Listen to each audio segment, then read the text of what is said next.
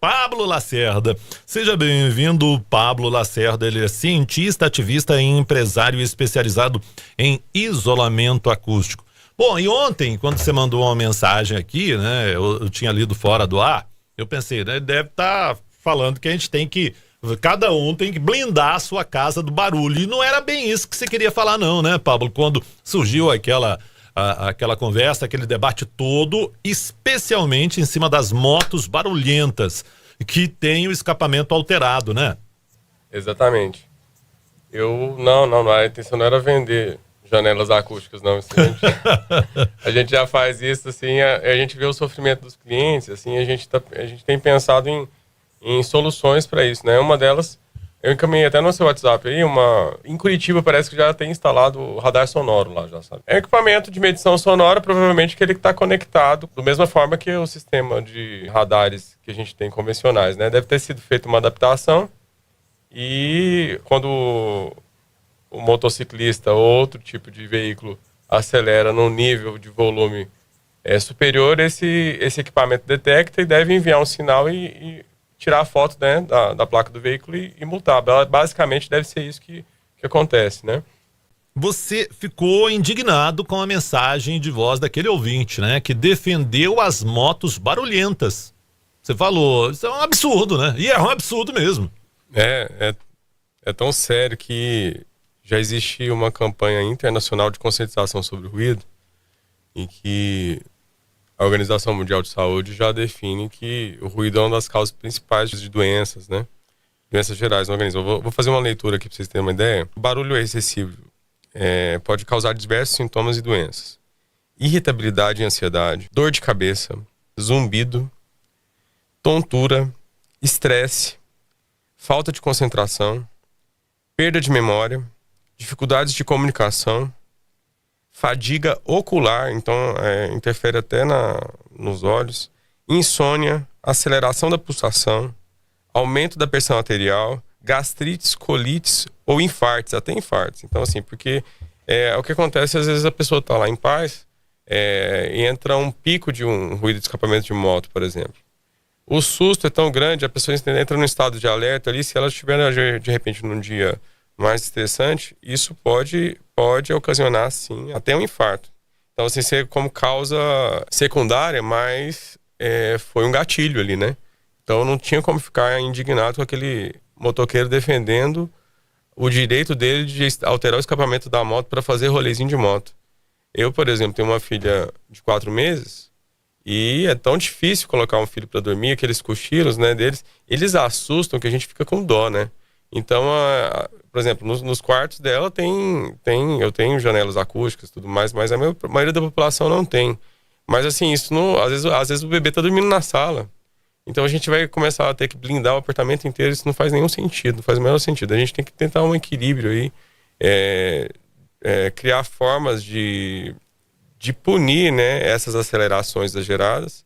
Eu pensei, por exemplo, assim, de repente fazer uma transição desse modelo de Curitiba para cá, né? Mas eu fico imaginando assim, ó, placas, né? Área urbana, não acelere ou será multado. Radar sonoro. Então já pode ir fazendo aqueles testes, né? Equipamento em teste, porque já vai conscientizando, né? Igual não buzine. Então a gente vai criando esses mecanismos para já criando a conscientização. Eu acho que quem sabe com isso a gente já consegue começar a reduzir, né?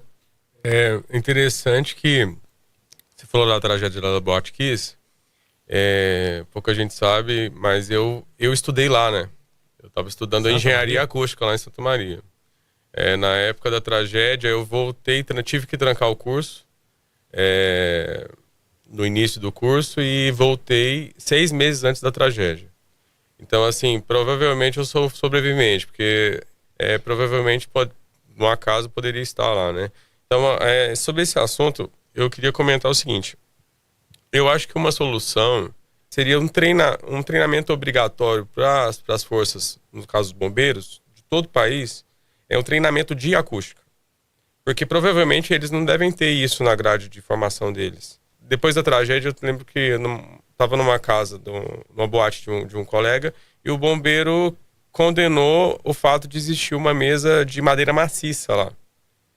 e condenou isso e não analisou, por exemplo, o revestimento acústico que poderia ser muito mais perigoso do que a madeira maciça. Então, assim, do ponto de vista técnico, tinha alguma distorção ali no ponto de vista da prioridade da avaliação. Se o bombeiro, por exemplo, não tiver um treinamento em acústica, por exemplo, para conseguir flamabilizar o material, para verificar se ele realmente é o material que está lá na nota fiscal, se não é um material adulterado, porque visualmente não tem diferença. A pessoa tem que ir lá testar, pegar uma amostra de material. Então, assim, eu acho que uma solução para isso seria treinamento de acústica para os bombeiros do país inteiro, para que tragédias assim não se repitam, né? Porque pode acontecer mais.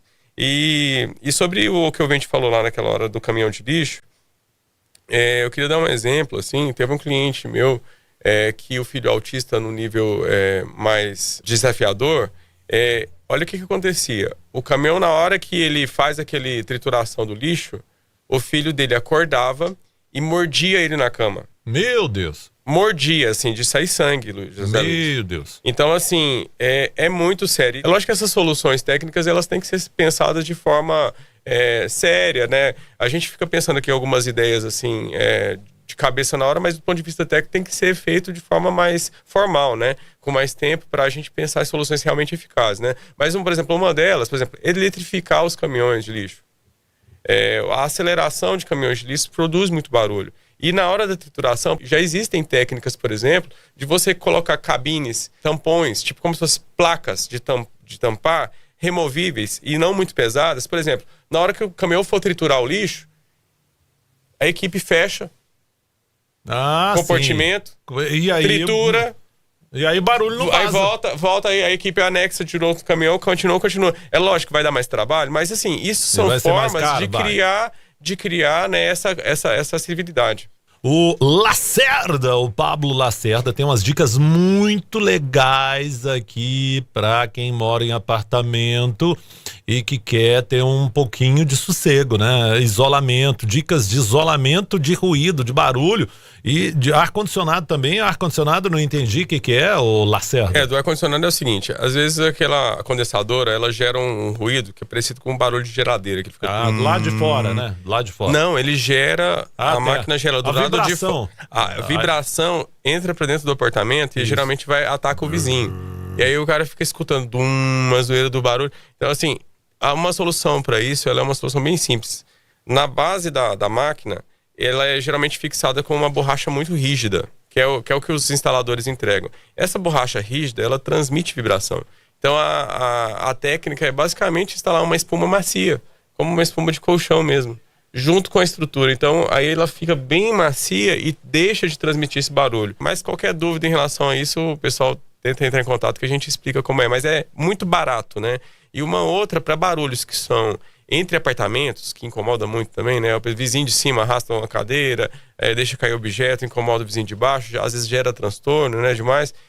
Existe solução técnica para isso, que não somente quebrar o piso de cima, que é a solução que é praticamente inviável, né? Instalar um amortecimento acústico no vizinho de cima é inviável, porque ninguém vai permitir uma alteração do seu imóvel para resolver um problema do vizinho de baixo. Mas a gente tem uma técnica que existem os painéis perfurados de gesso acartonado, que quando você coloca lã de rocha por trás deles e você faz a instalação de forma correta nas paredes e no teto, reduz muito essa transmissão desses barulhos. Então, assim, tem muita gente que sofre com isso e não faz ideia que tem solução, mas tem solução também. É uma solução cara, né? É uma solução cara, porque é mais ou menos o mesmo investimento de você construir o seu estúdio aqui, porque envolve revestimento nas paredes todas e no teto. É algo que vai girar para um quarto pequeno aí, é um investimento mais ou menos de 40 a 50 mil reais.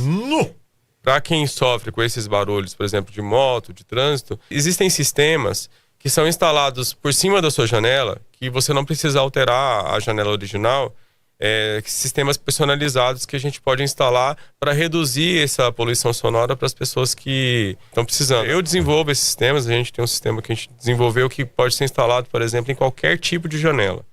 Então, é um sistema simples de instalar, fica da mesma cor, fica bonitinho, fica bem discreto. Quem olha nem pensa que foi instalado. A gente percebe que as pessoas, nossos clientes, eles melhoram a saúde, assim, parece que até depois de um tempo que a gente vai fazer uma manutenção, eles estão mais calmos, a pele rejuvenesceram, né? Então, assim, a gente percebe que realmente o ruído estava causando muito estresse, né? Então, uma dica também que a gente dá para as construtoras, a construtora entrega a janela original e a gente já entrega o sistema acústico integrado, já, para não precisar ser instalado depois. Algumas construtoras já estão fazendo isso e eu acho que é uma coisa que pode pegar e eles entregarem apartamentos com mais proteção, né? E tem cliente meu que mandou lá o decibel que tava o show, o cara tava ouvindo aqui do Parque Arião, ele tava ouvindo o show lá no Serra Dourada. Então o que acontece? Existem soluções para isso, assim. Então, os organizadores, poder público, ele tem que chamar a gente, a Sobrac aqui, regional Centro-Oeste, tem que chamar o pessoal especialista para desenvolver soluções, mas já existem, por exemplo, em barreiras acústicas. Você consegue fazer painéis altíssimos com material acústico que ele vai reduzir a transmissão sonora para esse tipo de evento. Tem que posicionar as caixas do show de forma mais adequada. Então, assim, se for feito um trabalho em conjunto, unindo as forças dos técnicos em acústica e os organizadores dos eventos, a gente consegue minimizar essa poluição sonora que afeta ali muitos moradores do Jardim Goiás e moradores até muito mais distantes.